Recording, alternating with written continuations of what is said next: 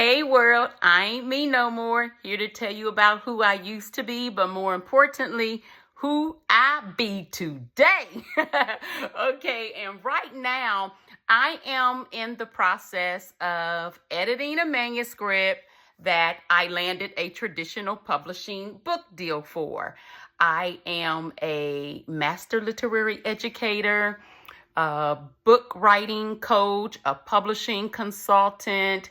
I help entrepreneurs and business owners create content that brings awareness to their brands and customers to their business.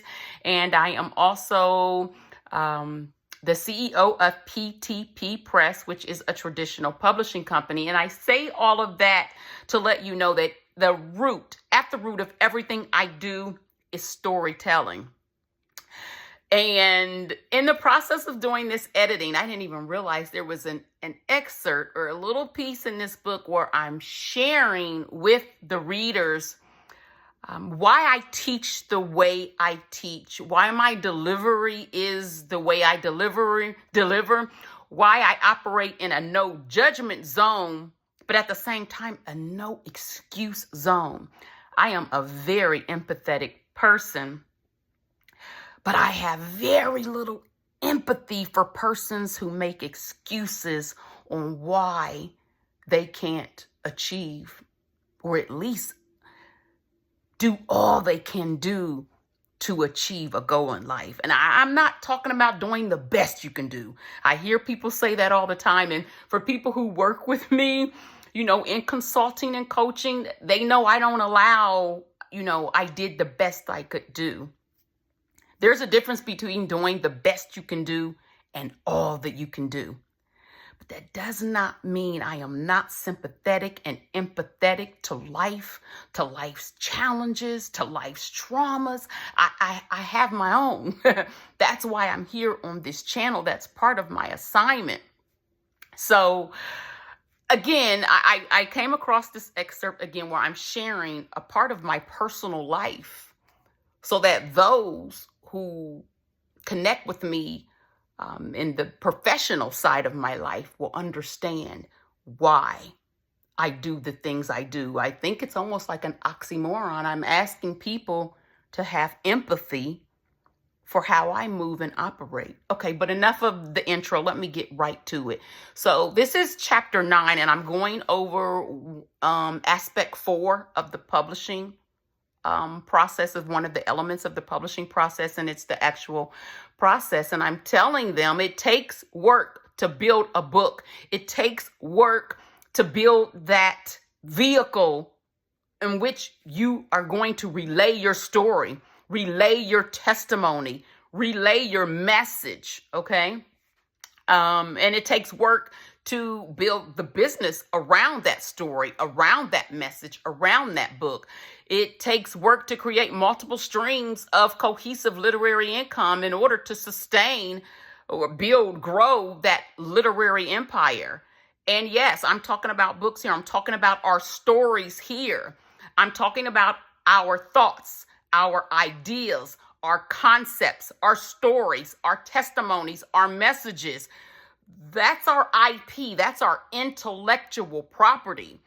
Our gold mind, those thoughts, ideas, concepts, stories, testimonies, messages is our gold mine. If a pandemic hits, can't nobody tell us this isn't essential. Can't nobody shut this down. When we understand we are the pot of gold at the end of the rainbow. My company has an aphorism. How long will we continue to wait at the end of the rainbow before realizing that we, in fact, are the pot of gold? Our gold mine is our gold mine. But let me keep this moving. So I'm sharing with individuals. Let's see, I'm saying as a literary consultant, publishing coach, and publishing companion, I learn who my clients are, what their goals are, their purpose, their why, what literary success is for them, what financial literary success is for them, what writing success is for them, what publishing success is for them, and where they desire to end up on their journey. I'm motivating, I'm inspiring, I'm encouraging, I'm empowering, I'm funny, I'm upbeat, I'm uplifting, I'm inciting, I'm supportive, I'm all those things, okay? And all those things come naturally. It's not just my brand, it's me as a person. I don't hide behind my brand. I am my brand. I did not build a brand. I am this brand, okay? Don't just build a brand, be a brand. I am who I say I am. I find it much easier in life to be exactly who I am versus who I want people to think I am. Who am I exactly? I grew up with both parents as drug addicts, thought to be black, ugly, fat, and never fitting in up to age 14. I fell in love, head over heels in love, with the first guy to call me pretty at the age of 15, and I became pregnant at the age of 15. I gave birth at 16, physically, verbally, and sexually abused for the next 7 years while raising a baby as a teenage mom. Walked or caught the bus wherever I needed to go until I bought a car from the owner with my own money at the age of 17 before I even had my driver's license. That's how I was able to get this car. I bought it from an owner, okay? That's why I didn't need to have this driver license, or they didn't ask or care or have me show them the driver license. I had to do what I had to do. Graduated from high school, of which some people thought I'd never do. Moved into my own low-income duplex in the hood. A year later, walked by drug transactions during the day, headed out to college, and heard folks getting shot at night while doing my homework. Graduated from Columbus State Community College with an associate's degree. I was accepted into the Ohio State University, but had to decline the acceptance. They just didn't have a program back then for an underserved, underrepresented, under-resourced, non-traditional teenage mom of a student. So on to Capital University I went for my bachelor's degree that I was able to obtain because Capital had what they referred to as an adult degree program, ADP. I was in my early 20s going to school with folks who I consider old. But had it not been for Capital University being ahead of their time when it came to acknowledging and accepting non-traditional students, a bachelor's degree might not have happened back then for me. Back then, let's be clear, I was going to get that degree. My son's father, still abusive, but around less to abuse me because he started selling drugs, so he was out on them streets. But then he started using the product, so he was really out on them streets. I had to deal with him being shot, being stabbed, being drugged down the street by a car, beat down by his drug dealing partner for using the product, spending the money to go buy more product that he used, a beatdown in which I had to drive him to the hospital afterward because his arm was dangling out of socket, which he had kept that issue for years thereafter. I used to have to help him pull his arm and pull it back into socket. I would be gagging. I could never be a nurse. I would be gagging, pulling his arm, getting it back into socket. I even watched him tie a sheet around his neck and jump from a basement rafter. This was after I packed up and threatened to leave him forever. He called me down the basement. I walked down to the basement. He was finishing up tying a sheet around his neck. It was hanging from the rafter, and he jumped right there in my face. He jumped. The first 3 seconds, I was frozen in shock. The next 2 seconds, debating if I wanted to save him or let him die. I saved him. But not even saving his life stopped the abuse. No good deed goes unpunished, I suppose. Through it all, I made my way through college, going to school full-time in the evenings, including weekends and Sundays. I remember going to school on Sundays.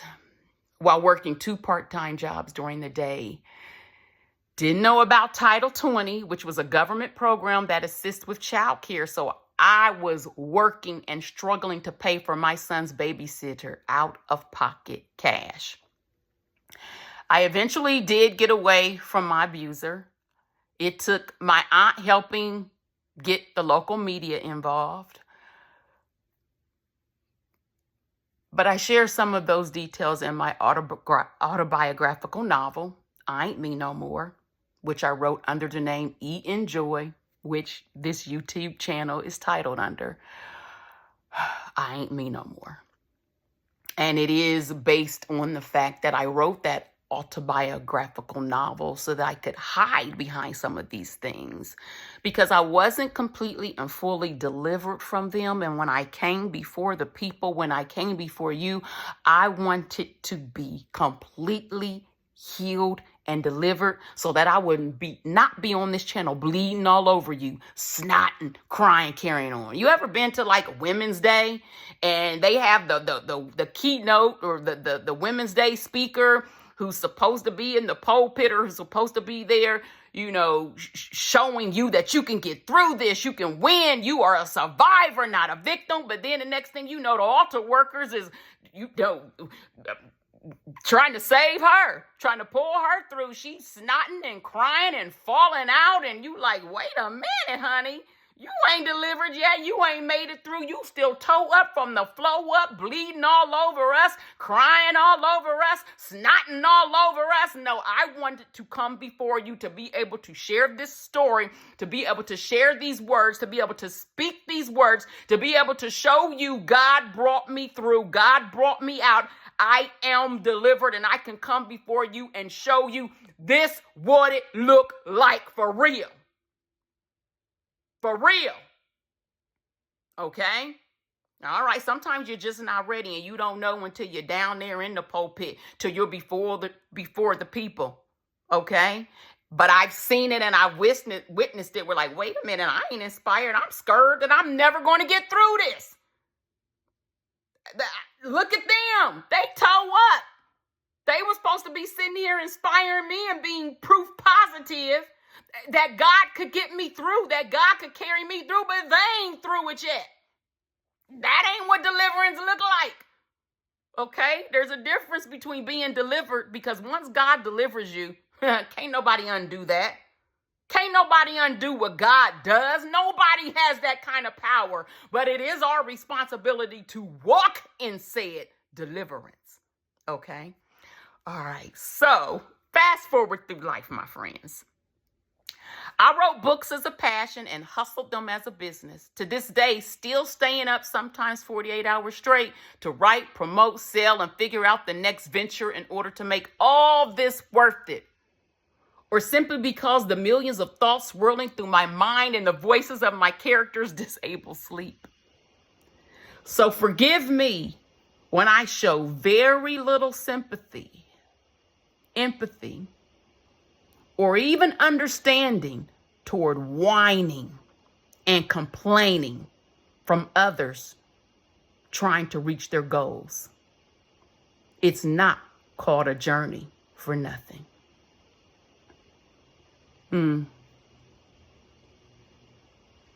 Wow. Okay. So I just wanted to hop on and share that.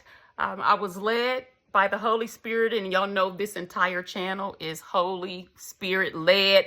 I wanted to go live, where I probably would have went on and on and on and longer. I don't have a lot of storage left on this phone that I'm recording this video. So plus YouTube wouldn't let me go live because this is a new channel, and I guess you have to have 50 or 100 subscribers.